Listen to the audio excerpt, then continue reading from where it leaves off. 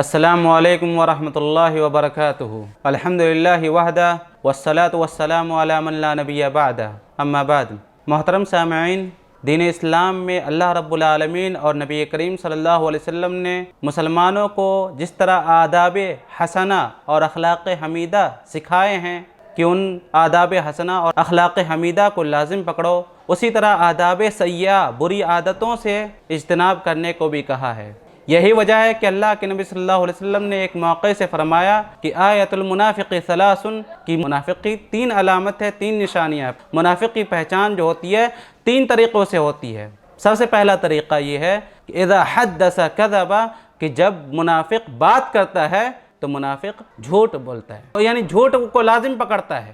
اور دوسری عادت یہ ہوتی ہے وَإِذَا وَعَدَ أَخْلَفَ، اور جب وہ وعدہ کرتا ہے تو وعدہ خلافی کرتا ہے، عہد شکنی کرتا ہے، وعدہ کو توڑ دیتا ہے۔ وَإِذَا اؤْتُمِنَ خَانَ، اور جب اس کے پاس امانتاً یعنی امانت رکھی جاتی ہے تو اس امانت میں وہ خیانت کرتا ہے۔